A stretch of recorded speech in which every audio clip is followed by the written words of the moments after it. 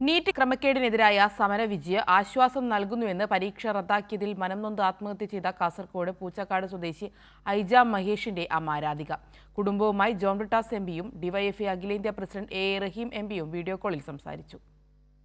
NEET പരീക്ഷ റദ്ദാക്കിയതിൽ മനംനൊന്ത് ആത്മഹത്യ ചെയ്ത 22 വിദ്യാർത്ഥികളിൽ കേരളത്തിൽ നിന്നുള്ള ഏക വിദ്യാർത്ഥിയാണ് ഐജ മഹേഷ്. രാജ്യ തലസ്ഥാനത്ത് നടന്ന സമാനതകളില്ലാത്ത വിദ്യാർത്ഥി യുവജന പോരാട്ടം വിജയം കണ്ടതിന് പിന്നാലെയാണ് ഇനിയും കണ്ണീരുണങ്ങാത്ത കുടുംബം ആദ്യമായി മാധ്യമങ്ങൾക്ക് മുന്നിലെത്തിയത്. ഇനി ആർക്കും ഈ അവസ്ഥ ഉണ്ടാകരുതെന്നും മകൾക്കും ജീവനം നഷ്ടമായ എല്ലാവർക്കും നീതി കിട്ടണമെന്നുമാണ് ആഗ്രഹമെന്ന് ഐജയുടെ അമ്മ രാധിക പറഞ്ഞു. പരിപൂർണമായിട്ട് ലഭിച്ചു എന്ന് തോന്നണമെങ്കിൽ ഇനി ഒരു കുട്ടിക്ക് ഇത് വരാതിരിക്കണം എന്ന് മാത്രമേ എനിക്ക് അങ്ങനെ പറയാൻ വേണ്ടി പറ്റൂ. ഇനിയുള്ള എക്സാമിലും ഒരു കുട്ടിയെങ്കിലും നമുക്ക് നഷ്ടപ്പെടാതിരിക്കണ്ടേ.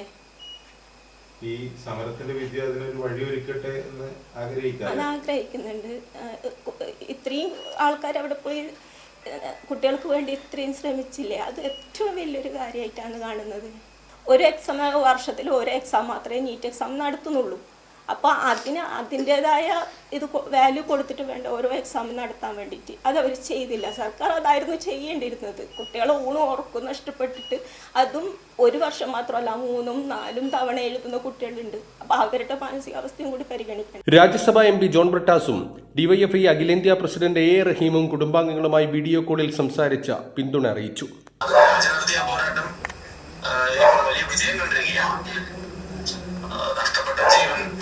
തിരിച്ചു കിട്ടുക എന്ന് പറയുന്നത് ഒരിക്കലും നമുക്ക് പറ്റില്ലെങ്കിൽ പോലും, പക്ഷേ ഒരു അനീതി രാജ്യത്ത് നടന്നപ്പോൾ അനീതിക്കെതിരെ ശബ്ദിക്കാൻ നിങ്ങളുടെ കണ്ണുകൾ കാണാൻ ഈ രാജ്യത്തെ ചെറുപ്പം ഉണ്ടായിരുന്നു തെരുവിൽ എന്നുള്ളത് വളരെ പ്രധാനപ്പെട്ട കാര്യമാണ്.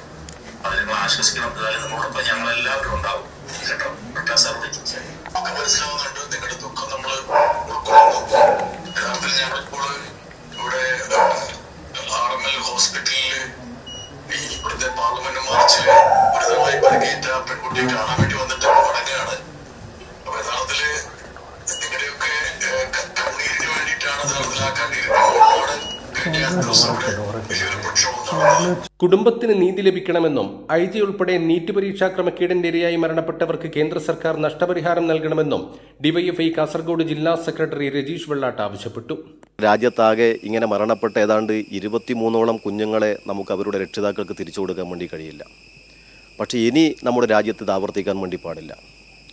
ഇത്തരം ക്രമവിരുദ്ധമായ പരീക്ഷകളുടെ ഇരയായി രാജ്യത്തൊരു കുട്ടിയുടെയും ജീവൻ പൊലിയാൻ വേണ്ടി പാടില്ല.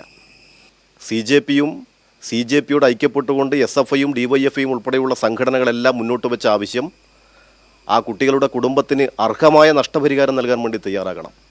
ഐജിയുടെ കുടുംബത്തിന് ഈ രാജ്യത്ത് ജീവൻ പൊലിഞ്ഞ കുഞ്ഞുങ്ങളെ, ആ കുട്ടികളുടെ കുടുംബത്തെ സംരക്ഷിക്കാൻ ഗവൺമെന്റ് ഏറ്റവും ശക്തമായ ഏറ്റവും ശരിയായ നിലപാട് സ്വീകരിച്ചുകൊണ്ട് കടന്നു വരണം. നീറ്റ് പരീക്ഷ റദ്ദാക്കിയതിന് പിന്നാലെ കാഞ്ഞങ്ങാട് പൂച്ചക്കാട് സ്വദേശി ഐജ മഹേഷ് ജൂൺ 2-നാണ് കോട്ടയത്തെ നീറ്റ് പരിശീലന കേന്ദ്രത്തിന്റെ ഹോസ്റ്റലിൽ ആത്മഹത്യ ചെയ്തത്.